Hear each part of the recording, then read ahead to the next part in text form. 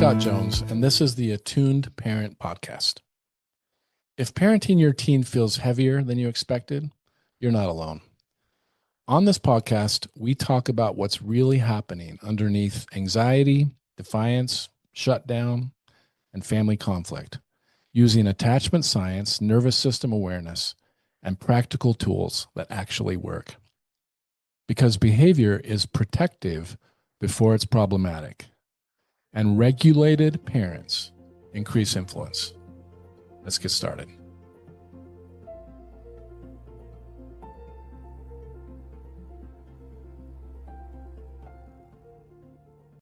I want to start today with a very specific, almost universal moment that families seem to be experiencing right now. It goes something like this. You have this kid that used to come home from school, drop their backpack, sit at the kitchen table, and just chat with you, kind of narrate their day, just telling you about some of the weird things that happen in science or whatever, right?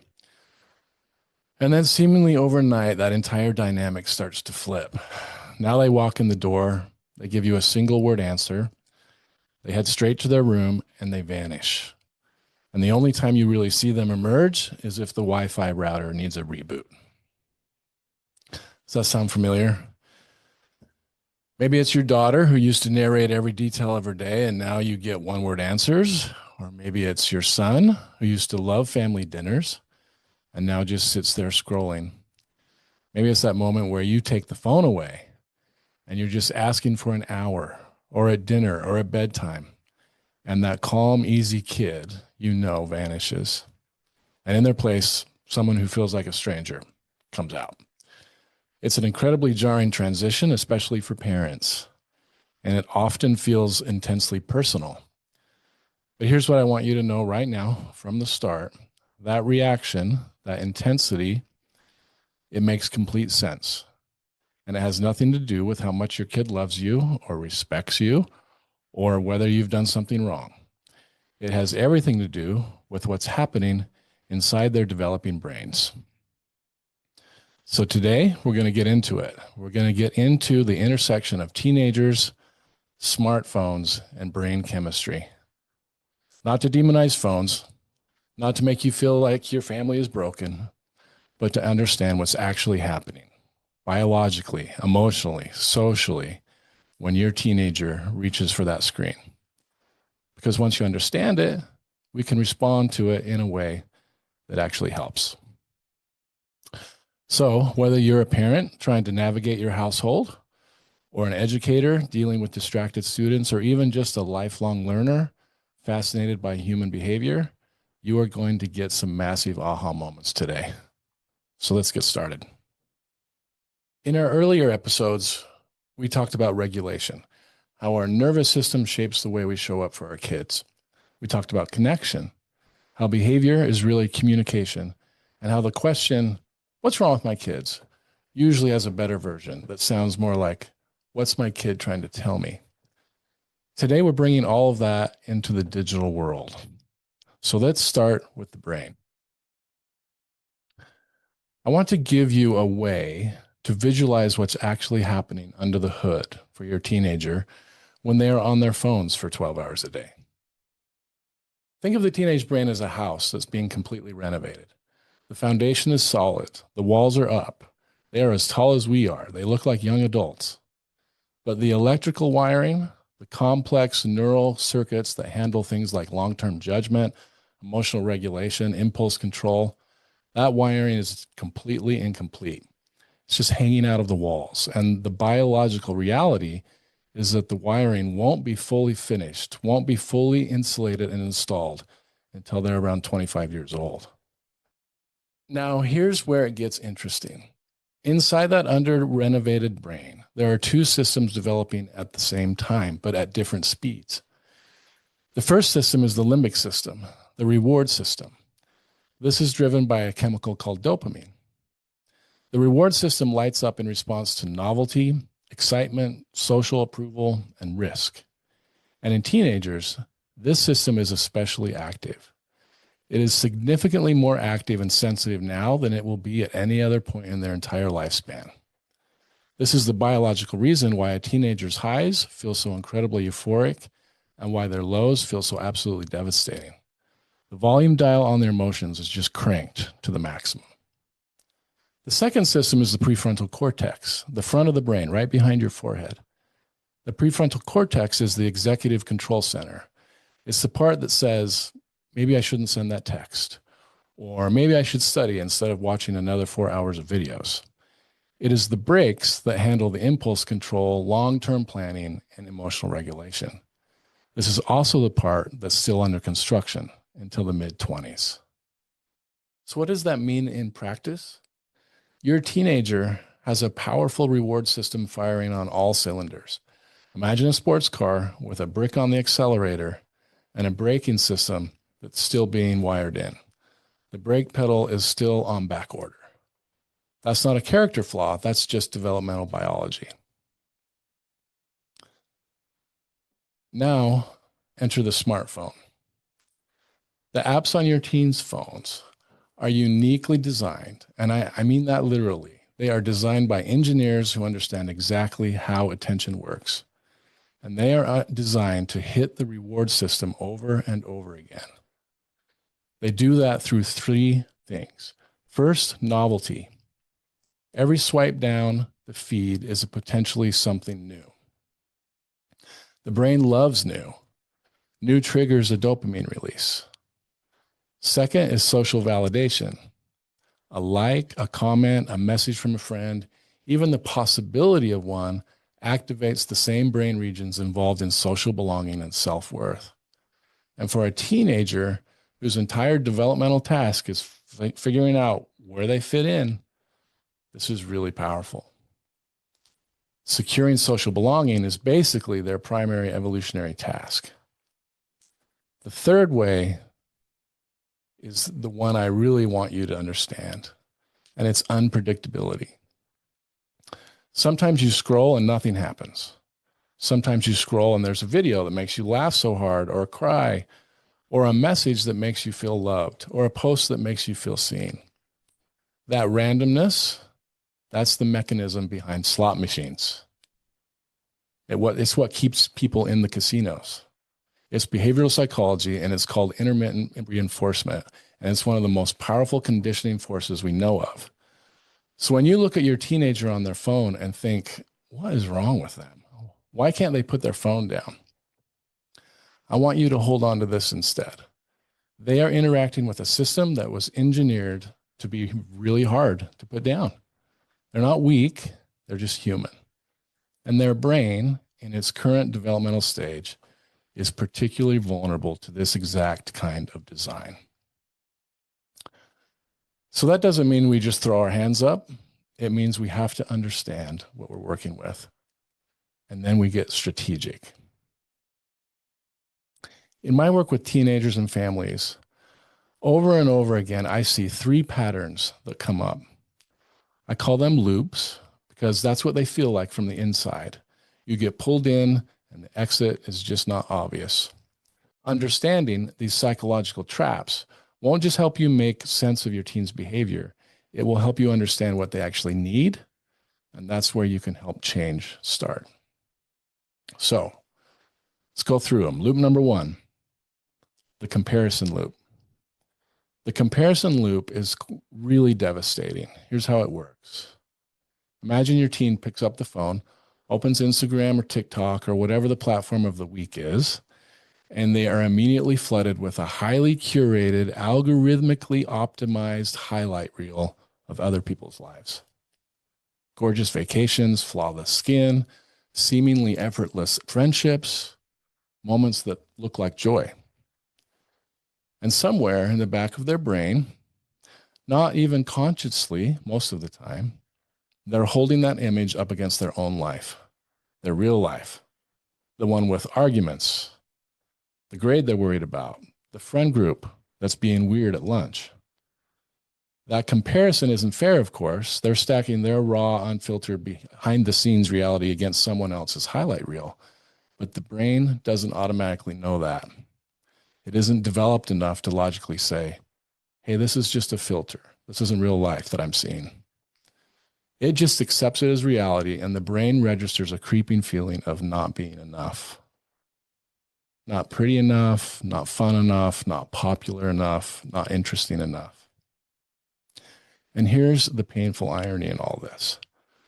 What do you do when you feel bad about yourself? Well, a lot of teens go back to the feed because maybe the next thing will make them feel better, or maybe they'll find something to distract themselves with. And so the loop continues.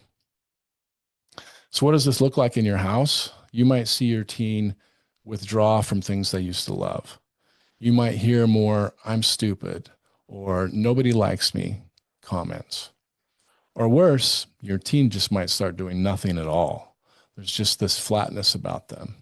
You notice they've stopped trying in school, or they quit a sport they used to love, or they just they develop this general flat attitude where they just say, "I don't care."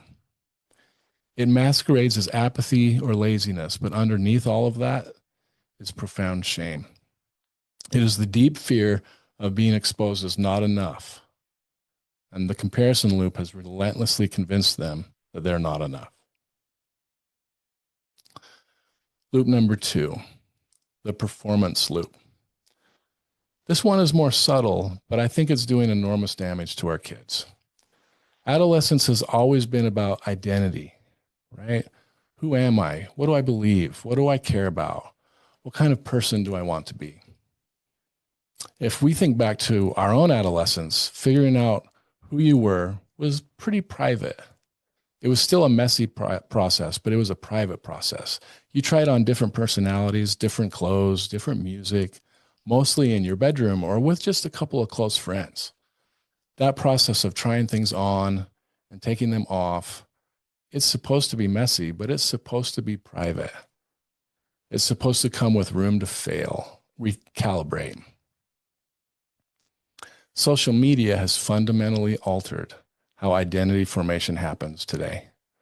It's public now, and it has turned growing up into a permanent public brand management project with a live audience reacting in real time. Just think about that for a minute.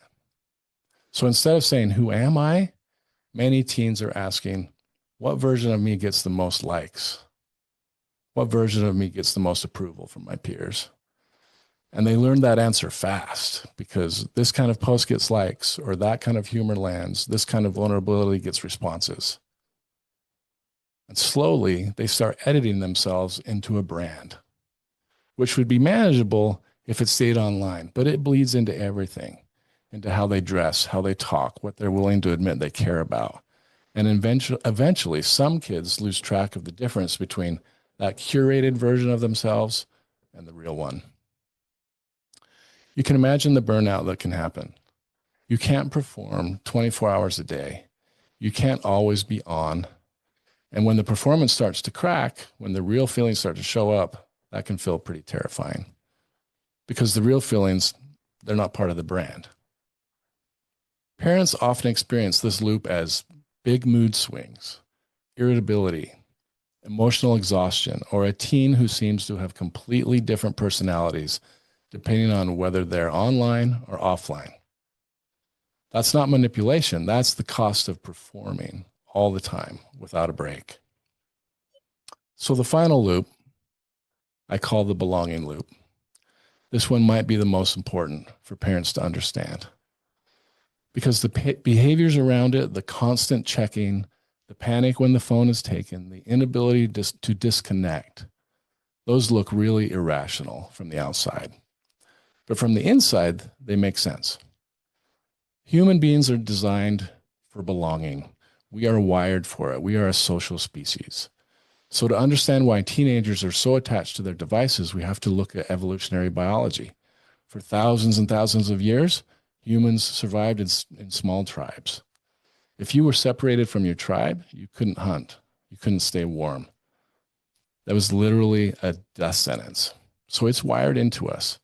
And because of that, human biology actually codes social exclusion as physical pain. The same neural pathways that light up when you break your arm light up when you are socially rejected.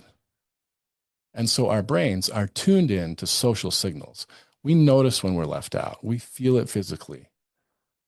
For teenagers who are developmentally primed to care about peer relationships more than almost anything else, this is amplified.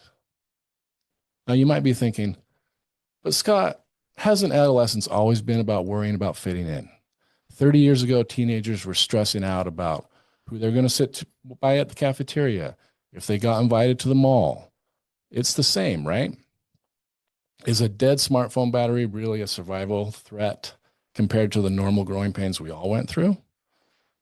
I think that's a fair question, and the exact question most of us ask as parents. But if we connect this to the bigger picture, we see that the environment has fundamentally shifted. In the past, you went to school, you dealt with the social hierarchy, the gossip, the cafeteria politics, and then the bell rang. You went home. Home was a break. Home was a sanctuary. The door closed and you could actually escape the performance, and your nervous system could rest. But today, the social fabric of our lives is online 24/7. The cafeteria table never closes. Inside jokes are always being formed on Snapchat. Plans are being made on Instagram. Group chats are moving at the speed of light. So if your teen disconnects for even an hour, they are genuinely missing out on the social currency of their peer group. And missing it feels to them like a really big threat. So the constant checking, the just 1 second I have to look at this, it's not just about their phone. It's about staying connected to the social fabric that feels, to the teenage brain, essential to survival. And when you take the phone away and your teen falls apart, they're not just being dramatic. They're responding to what their nervous system has coded as a threat to belonging. So that doesn't mean that the phone can't be put down, but it explains why it feels so enormous to them. And it tells us something important about what they actually need, which is real connection, human, present, reliable connection. So before we get to what works, I want to name what usually doesn't. Because as the adults in the room, when your kid screams at you over a screen limit, your instinct usually isn't empathy. Your instinct is to react to the disrespect. You want to shut it down.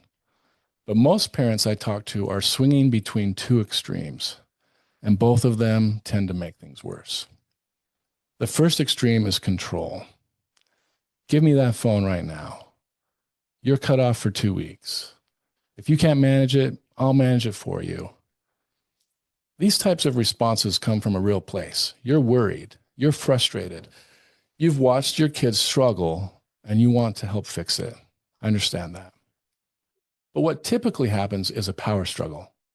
Because the moment the phone becomes a battleground, it becomes a symbol of autonomy, of identity, and of the relationship itself. And teenagers whose developmental job is to individuate from their parents, they will fight hard for that. You might get short-term compliance, but you will rarely get long-term change. And you'll almost certainly damage the connection between you and your teen. The second extreme is collapse. I've tried everything. I'm exhausted. Fine. Do whatever you want. That's not laziness. It's just depletion. I understand it. But what I've seen is that teens don't actually feel free when there are no limits. They feel adrift. When you collapse, you accidentally signal that they are entirely on their own to navigate this overwhelming digital landscape.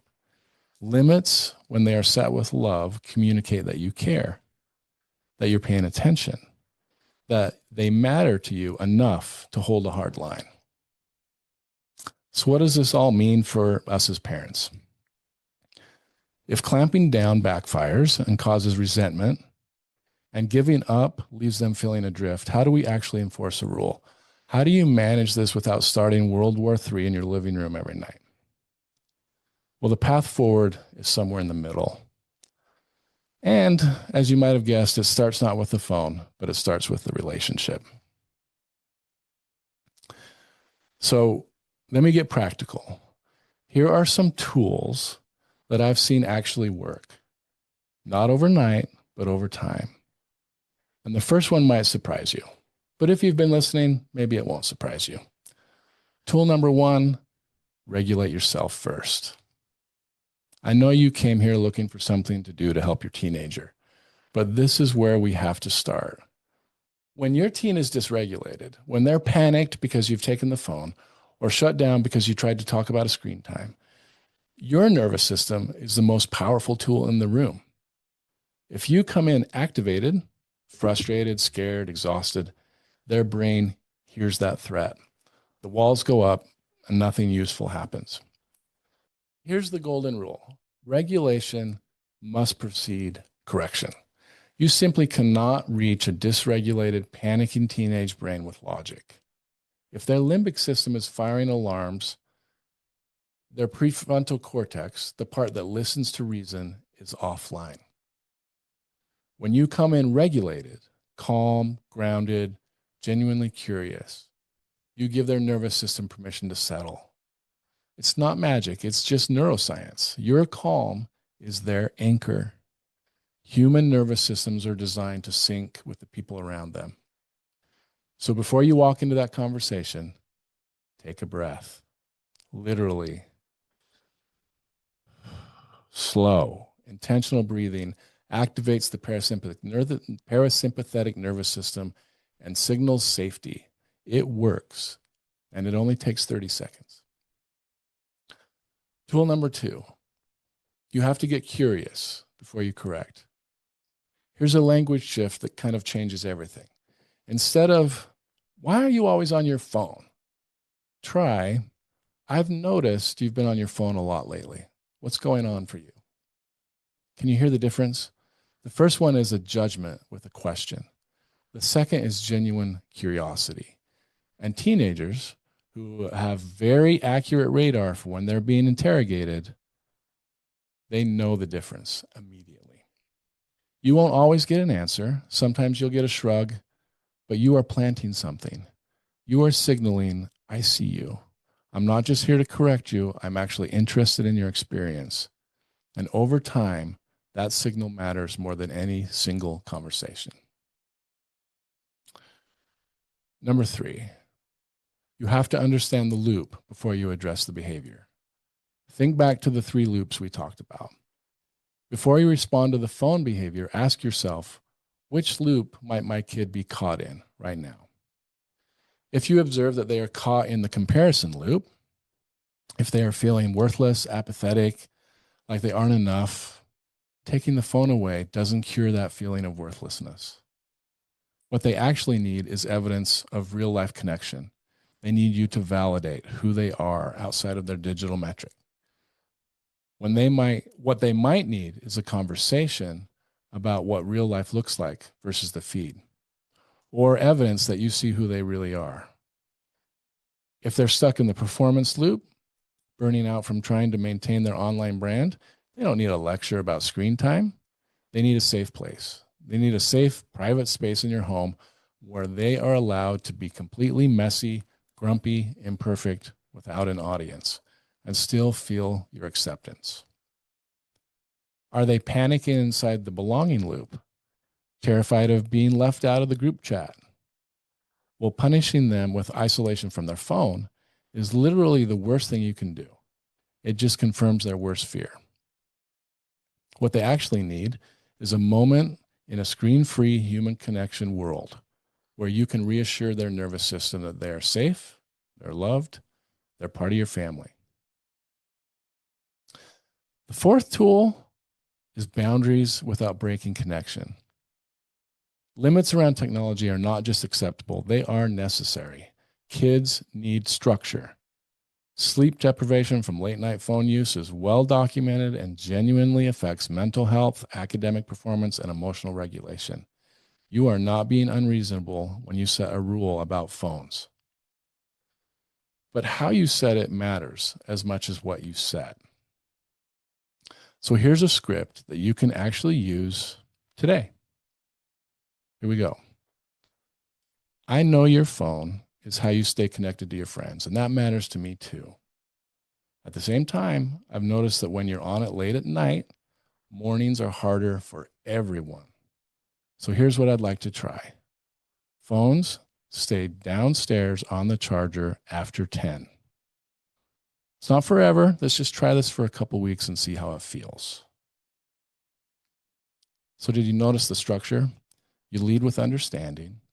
You name the behind the behavior need, connection, belonging as valid. And then you name your concern.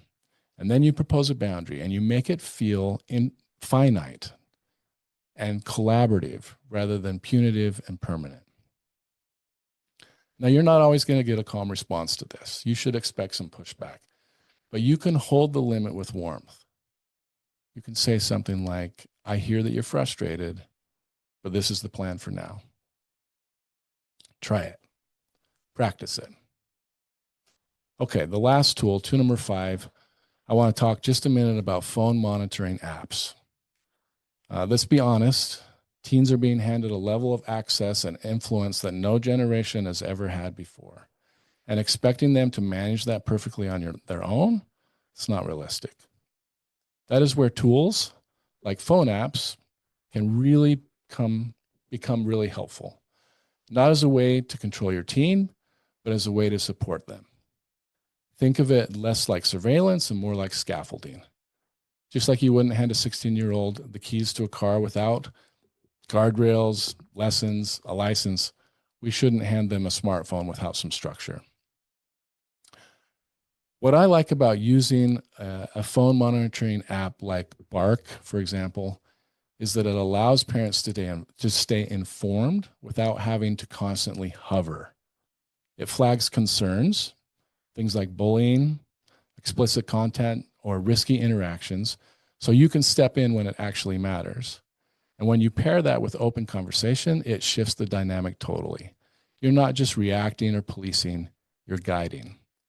The goal isn't to catch your teen doing something wrong, it's to help them learn how to use technology in a way that aligns with who they want to become. Boundaries, when done right, don't push kids away. They actually create safety and predictability, and that safety makes connection possible. Phones aren't going away. I think we all know that. And the goal of this conversation was never to get your kid off technology forever. The goal is to help them build a brain and a life that can hold technology without being swallowed by it. The most important variable in that equation is not the screen time limit. It's not the parental controls you put on their phone. It's the relationship you have with your teen. The more genuine connection your teen has with you, the more they feel seen and known and not just managed, the less they'll need to seek that connection elsewhere. That doesn't mean you're never going to have phone battles, but it means you're building something underneath those battles that actually matters. Your teenager doesn't need a perfect parent. They need a regulated one, a curious one, a present one, someone who can walk into a hard conversation without any armor, stay connected when things get uncomfortable, and believe in them even when they're at their most unbelievable. And that's you. You're already doing more than you know. You're already doing better than you think. So thanks for being here. If this episode was useful, please share it with a parent that might need it.